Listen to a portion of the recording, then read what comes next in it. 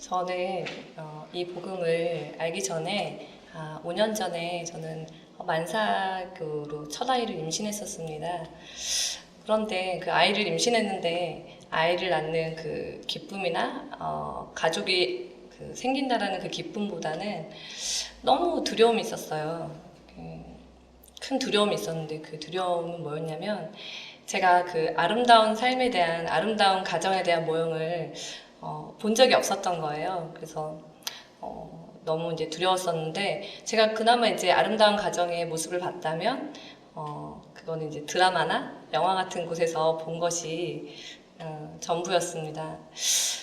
그 안정되지 않은 그 부모로부터 저는 항상 그 혼란스러운 삶을 살았었고 그러다 보니까 저 자신이 세워져 있지 않다 보니까 그 일관성 있는 육아에 대한 그 자신감이 전혀 없었습니다. 그래서 그 결혼 전에 제가 성당이랑 그 교회도 다녀보고 그 너무 두려우니까 철학관도 다녀보고 그런 시간을 보냈었는데 근데 제가 교회를 가도 이렇게 가서 앉아 있을 때는 잠깐 좀 마음이 평안한 것 같은데 이렇게 다녀오면 나 때문에 예수님이 돌아가셨다라고 생각하니까 그 죄책감에 좀 마음이 좀 힘들었고 또 그렇다고 안 가자니 또 죄를 짓는 것 같고 그래서 되게 불안했던 가도 안 가도 되게 힘들었던 시간들을 보냈습니다. 그래서 10대 때는 늘 그 불안함 속에 있었고 20대 때는 그 10대 때 그 마치 이렇게 쌓여있던 게 막 폭발하는 것처럼 20대 시절에는 그 방황하는 시절을 보내게 됐고 늘 마음은 텅 비어있는 그런 시간이었습니다. 그런데 이제 제가 이 복음을 접하게 된 계기가 있는데 그 문화센터에서 아이에게 만삭을 때 그 태교를 위해서 문화센터를 다녔는데 거기에서 이제 어떤 저랑 똑같이 만삭이신 어떤 분을 만났는데 그분하고 잠깐 이 신앙에 대한 얘기를 하다가 그분이 저한테 말씀을 좀 더 배우고 싶으면 나한테 전화하라고 전화번호 한 장을 주시는 거예요, 하나를. 그래서 제가 그냥 무작정 너무 그런 답답함과 갈망함이 있었던 터에 전화를 걸었고 처음 봤던 사람의 집을 찾아가게 됐습니다. 찾아가서 그분께 처음으로 이 복음에 대해서 듣게 되었고 정말 기분이 너무 좋았어요. 정말 내가 알던 예수님이 아니라 정말 너무 기쁜 소식이었고 그 자리에서 제가 영접을 하게 되었습니다. 그러면서 이제 그분을 통해서 새가족반, 양육반 등을 했었는데 제가 정말 얼마나 말씀이 무지했냐면 그런 말씀들을 들었을 때 정말 처음 듣는 것 같았고 제가 집에 있는 성경책에 있는 말씀과 동일한 말씀인가? 이런 의심까지 들 정도로 제가 말씀에 굉장히 무지했던 시간이었습니다. 그런데 이제 그분이 거의 매일 저를 그 집으로 초대를 해주셨는데 집에 초대를 하셔서 처음으로 셀이라는 거를 그분을 통해서 접하게 됐었습니다. 그러면서 그 말씀으로 살아내고 있는 그분의 삶을 정말 구석구석 진짜 정말 이곳저곳 제가 들여다보게 됐는데 심지어 너무나 사소한데 화장실의 비누가 어떤 모양으로 놓여져 있는지 그리고 어떻게 집이 이렇게 매일 깨끗하고 청결할 수 있는지 그리고 그분이 이제 그때 당시에는 이제 초등학생인 아이를 키우고 있었는데 말씀으로 아이를 양육하는 모습을 보면서 정말 너무 신세계였습니다. 제가 살던 삶과 정말 다른 삶을 살고 계신 그분을 보면서 너무 충격적이었고 제 주변 사람들은 항상 남편을 흉보거나 아이 때문에 너무 힘들다고 지쳤다고 얘기하거나 그리고 시댁에서는 항상 그 받은 피해들 때문에 그 피해들을 나열하기 바쁜 사람들만 있었는데 이분은 저한테 그 말씀으로 남편을 정말 머리 삼고 존경하고 그다음에 아이들은 저의 그 정말 최고의 제자들이고 하나님과 함께 동역해서 그들의 최고의 부르심을 찾게 우리는 돕는 자라고 말씀하시고 그리고 시댁을 향해서는 늘 기쁨으로 섬기라고 말씀을 해주셨어요. 그런데 그게 정말 낯설어서 어느 날은 정말 거부감이 들기도 했지만 그때는 알지 못했는데 시간이 지나고 보니까 정말 제 영 깊은 곳에서는 그런 삶이 정말 최고의 삶이라는 그런 감동으로 제가 영이 반응했던 시간들을 돌아봅니다. 그러면서 이제 말씀이 이제 조금씩 저한테 들어가면서 제가 이제 변화를 입게 됐는데요. 그 첫 번째가 어떤 제 마음에 항상 그 텅 비어 있는 그 마음이 마음이 비어있다 보니까 이렇게 항상 그 술이나 그다음에 뭐 파티, 그러니까 사람들이 북적북적 모여있는 자리에 항상 가지 않으면 마음이 불안했고, 제가 엄마랑 그 아내로서의 그 자신감이 없다 보니까 계속 그 어떤 성과를 내는 일에서 저의 그 존재를 찾으려고 했었던 시간이 있었고, 근데 이제 제가 말씀으로 이제 변화를 하면서 그 마음이 이제 어떤 그 불안감이 그 말씀으로 이렇게 그 불안감이 제거된 자리에 제가 이제 기쁨으로 하나씩 기쁨으로 이제 마음을 채우기 시작했고, 주부로서 그 집안일을 하고 아이를 돌보고 남편을 이렇게 보좌하고 보필하는 거에 대해서 굉장히 피해의식이 있었는데, 그게 피해의식, 이 말씀이 들어가니까 제가 피해자 마인드에서 이게 얼마나 귀하고 가치 있는 일인지, 정말 이 가정 안에서 이 아내가 얼마나 중요한 역할을 하고 있는지 제가 그 깨닫게 되는 시간이었습니다. 그리고 이제 제가 영혼 거듭났지만 제가 했던 그 생각들, 부정적인 생각들, 이런 것들을 이제 말씀을 하나씩 교체하기 시작했고, 제 속사람을 사실은 그렇게 이제 바깥으로 이렇게 그 에너지를 쏟았던 건 정말 진짜 제 안에 저의 그 속사람을 대면하고 싶지 않았던 저의 공포가 있었던 것 같아요. 그래서 그 말씀이 비춰지고 나니까 제가 그 속사람을 말씀의 거울로 이렇게 정면으로 대면을 하는 그 변화를 입게 됐고요. 근데 그 변화의 수준이라는 게 그 어떤 주님과 이렇게 동일한 그 방향이 아니다 보니까 그냥 그 말씀으로 살아내는 그 삶이 그냥 어떤 제 삶의 문제를 푸는 어떤 솔루션 같은, 네, 그런 솔루션의 한 도구 같은 그런 것이었고, 제 관성처럼 그 중심이 그 목적과 방향이 없다 보니까 제가 럭비공처럼 이렇게 마음이 튀면 다시 제가 원래 있었던 세상의 중심의 방향으로 자꾸 되돌아가려는 거예요. 그리고 이제 말씀으로 변화되는 삶은 참 좋았지만 그건 어떻게 보면 또 하나의 저한테는 다른 이름의 혼란이었습니다. 매일매일 옛것과 그 새 것이 이렇게 충돌하는 혼란의 시간이었습니다. 그런데 이제 변화를 하게 되는 그 결정적인 계기가 있었는데요. 그 리더, 그러니까 저의 이 복음을 전해주신 그 리더분과 1년 반 정도를 함께 교제를 했었었는데, 그분이 이제 1년 반 뒤에 용인으로 먼저 이사를 가셨어요. 근데 이제 같이 있을 때, 그 함께 교제할 때 그분이 저한테 이렇게 누누이 하셨던 그 겉면이 있었었는데, 온라인이라도 좋으니까 그 예수성교 사관학교 그 강의를 한번 수강을 해보면 어떻겠냐. 계속 권면을 했었었는데 제가 이제 그렇게 하고 있지 않다가 이제 그분이 가신 다음에 제가 그 강의를 수강해서 수업을 듣게 됐었습니다. 그런데 그 강의를 듣는데 그냥 가슴이 너무 뜨거워지고 계속 강의를 들을 때마다 하염없이 그렇게 눈물이 쏟아지는 거예요. 그래서 그때는 이제 그게 어떤 제 부르심을 찾아가는 여정인 줄은 이제 모르고 시간이 지난 다음에 그 가슴이 뛰는 게 제 부르심을 찾아가는 여정이었다라는 걸 알게 됐습니다. 근데 그때 제가 이제 온라인으로 강의를 들으면서 이런 강의는 제가 온라인으로 들어서는 안 되겠다. 현장에서 그 매주 화요일마다 하는 그 현장 강의를 들어야겠다라는 이제 결심을 제가 하게 됐는데, 그때는 이사를 해야겠다는 그런 마음은 전혀 제가 상상도 못했고, 다만 이제 화요일날 현장 수강을 해야겠다, 이제 그런 마음을 먹었던 시간이었습니다. 그러다가 제가 이제 제가 일을 벌렸던 것들이 있기 때문에 생활이 굉장히 번잡했었는데, 그 복잡하고 번잡했던 것들로부터 좀 삶을 좀 심플하게 하고 싶다라는 갈망이 있었고, 그 옛날부터 그러니까 그 전원주택에서 아이들 이렇게 마당에서 뛰노는 그런 로망을 가지고 있었습니다.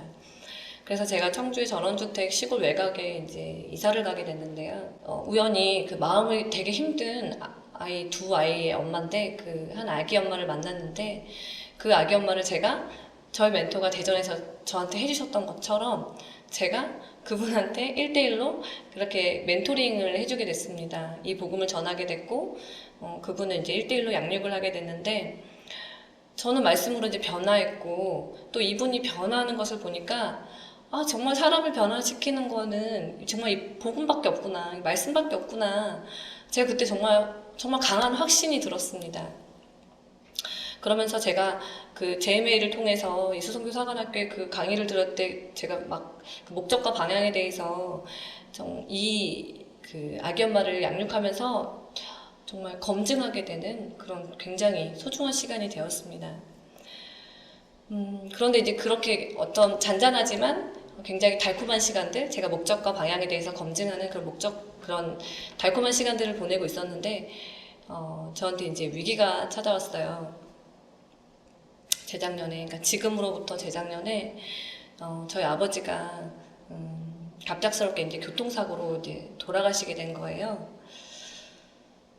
저는 이제 장녀였고, 되게 마음이 너무나 힘든 상태에서, 그때를 돌아보면 그냥 종이 한 장이 제 마음을 싸고 있는 것 같은 제 마음 상태였습니다. 그래서 누군가가 이렇게 손만 대도 찢어질 것 같은 그런 마음 상태였고, 그런 상태에서 제가 이제 남동생을 이제 아버지가 돌아가시고 제가 키워야 되는 상황이 됐는데, 초등학생이었고 이 아이도 일찍 아버지가 돌아가셨기 때문에 상처가 있었고 굉장히 예민하던 시절에 저도 예민하고 아이도 예민하고, 제가 연년생 두 딸아이와 이 남동생까지 이 세 아이를 키우는 거에 굉장히 버거움을 느끼게 되었고, 그때 제가 속사람이 정말 단단하게 세워지지 않았다라는 것을 들여다보게 되었습니다. 그래서 조금 훈련이 필요하다는 생각이 들었고, 저에게도 이 아이에게도 그리고 저희 온 가족이 이 속사람을 단단하게 하는 훈련이 필요하다, 이런 이제 감동이 있었을 때였습니다.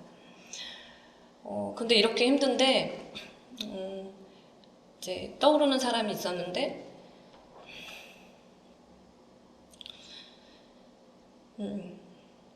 제가 이 복음을 저한테 전해준 그 멘토가 같이 이제 교제할 때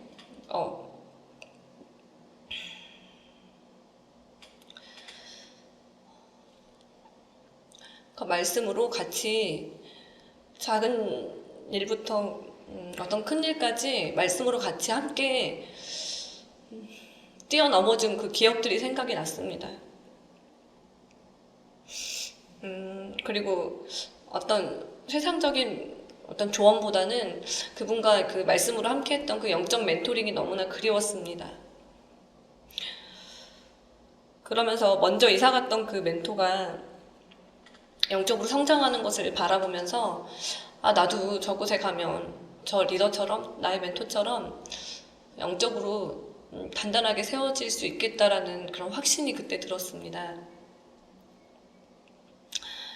그래서 그 이사를 이제 제가 이제 결심하면서 이제 남편을 설득했어야 되는데, 당시에 남편은 그 구원에 대한 확신이 없었던 분이셨고, 제가 이제 남편에게 이야기를 했을 때 그 남편이 감사하게도 그 아내가 평안해야 온 가족이 평안할 수 있다고 믿는다고 말씀을 해주시면서 저의 의견을 존중을 해주셨습니다. 근데 이제 그렇게 해서 가기로 했는데, 그 현실적인 두려움이, 그리고 나서 이제 결단하고 나서 현실을 돌아보니까 너무 두려운 거예요. 왜냐면 남편이 다녔던 10년 된 직장을 내려놔야 됐고, 40이 된 남편이 또다시 구직을 해야 된다는 것이 굉장히 큰 부담이었고, 그리고 남동생을 겨우, 그 예민한 남동생을 겨우 그때 그 적응을 시켰는데, 다시 새로운 학교에 적응을 시킨다고 생각하니까 너무 부담이 되는 거예요. 그리고 저희 두 딸들도 이사를 자주 하다 보니까 또 어린이집에 또 새로운 곳에 적응을 시켜야 된다고 생각하니까 또 미안했고, 그리고 무엇보다 그 전원주택이다 보니까 집이 빨리 팔리지 않을 텐데, 그 용인의 집값은 비쌀 테고 전세도 생각하면 마음이 답답하고 이랬는데, 정말 신기한 게 제가 주님께 내어드린 거는 이제 정말 그렇게 하기로 결단을 했는데, 그 결단을 내어드렸더니 그 모든 일들이 순조롭게 일사천리로 착착착착 진행이 되는 거예요. 그러니까 지금도 그때 그 생각을 하면 지금도 굉장히 놀랍다는 생각을 좀 자주 하게 됩니다. 그리고 이제 제가 그럼에도 불구하고 이제 두려움이 간간히 생길 때마다 그 먼저 정말 그 모든 현실의 상황을 뚫고 전진했던 그 멘토의 담대함을 내 것으로 취하기 위해서 계속 그 멘토의 그 담대함을 묵상하게 되었고, 또 이제 멘토가 그 카카오톡으로 일정 시간을 정해서 같이 방언으로 같이 기도를 하면서 마음에 방해가 되는 생각들을 차단하려고 노력을 했었습니다. 그리고 이제 그쪽에 갔을 때 내가 덩그러니 혼자가 되는 게 아니라 나랑 함께 걸어줄 멘토가 그곳에 있다라고 생각하니까 이렇게 마음의 평안이 되찾아졌습니다. 제가 이제 이사를 이제 오게 됐는데요. 작년 1월에 이제 오게 됐습니다. 와서 저도 리더처럼 교회에 바짝 붙어서 양육받고 훈련되어지고 그 다음에 도전하면서 그런 이제 믿음의 싸움을 이제 하게 됐고, 그러니까 오자마자는 그 새가족반을 하게 됐고 바로 등록을 하고 스텔링턴을 이제 사역을, 그러니까 저희 리더의 사역을 제가 도우면서 그 리더가 하는 그 제자훈련 사역을 정말 아주 가까운 곳에서 긴밀하게 1년 반 동안 배우게 됐습니다. 그리고 나서는 제가 저희 리더처럼 다른 사람을 세워주고 섬기고 돕는 자로 1년 반의 시간이 지난 다음에 세워지게 되었고, 저희 그 세럼분 한 분이 계시는데 너무 놀랍게도 이분이 10월 달에 이곳으로 이사를 오십니다. 근데 저는 되게 이사 오는 거를 어렵게 정말 믿음의 싸움을 하면서 이렇게 넘어왔는데, 이분 진짜 놀랍게도 마음을 새롭게 하시고 결단하시자마자 정말 빠르게 이 이사를 결정하시고 움직이시는 걸 보면서 정말 그 모습이 굉장히 놀랍고, 이분이 이렇게 이사를 오시게 된 계기는 어떤 기존의 방식으로 자기 본인의 삶이 변화될 수 없다라는 걸 아셨고, 그 다른 방식의 삶을 선택해야 삶이 변한다라는 이제 믿음이 생기셨다고 오셔서 본인의 영적 성장도 하시고 믿지 않는 남편도 구원하시고 또 아이들을 이제 말씀 위에 단단히 세울 수 있을 거라는 그 믿음으로 확신을 가지고 이제 이사를 오신다고 하셔가지고 정말 마음이 기쁘고요. 제가 말씀에 빌립보서 2장 13절 너희 안에서 행하시는 이는 하나님이시니 자기의 기쁘신 뜻을 위하여 너희에게 소원을 두고 행하게 하시나니, 저희 모두 안에 소망을 주시고 행하시는 이는 하나님이셨고 저희를 통해서 어떤 일을 하시겠다는 갈망이 있으시다는 걸 저희가 알았고, 정말 이 모든 것들을 정말 시작하게 하시는 이도 하나님이심을 저는 믿습니다. 제가 이 믿음으로 이렇게 지역을 건너뛰면서 그 모든 것들을, 제 삶의 그 모든 것들을 내려놓고 이제 믿음으로 바라보고 건너뛰면서 제 안에 드는 확신은 그 하나님의 정말 왕국을 확장하기 위해서 정말 크게 훈련받고 쓰임 받게 될 것이라는 그런 확신이 들었습니다. 가끔 제가 웃으면서 제 리더 언니한테, 언니가 광주에서 용인으로 바로 이사 오지 않고 대전을 거친 이유는 순전히 나 때문이다. 저의 갈망함을 위해서 주님이 언니를 대전으로 보내셨고 나 때문에 대전으로 오셨다라고 저는 실제로 그렇게 믿고 있습니다. 저도 그분처럼 이제는 어떤 누군가의 갈망을 채워주는 사람으로 그리스도의 대사로 보냄받는 위치에 세워졌다는 것을 저는 강력히 믿습니다. 제가 앞으로도 이런 정말 영광스러운 삶을 살 거에 대한 기대가 넘치고요. 제가 그곳이 어떤 곳이든지 주님이 가라고 하신 그곳에 양들의 본이 되고 정말 영혼을 구원하고 사람을 낚는 어부로 세워주신 주님의 일을 하는 그곳에 제가 세워질 것에 너무 기쁘고, 제 남은 삶을 이렇게 생명 넘치게 하나님의 나라를 확장하는 일에 정말 쓰임받는 자리에 세워주신 주님을 찬양합니다. 감사합니다.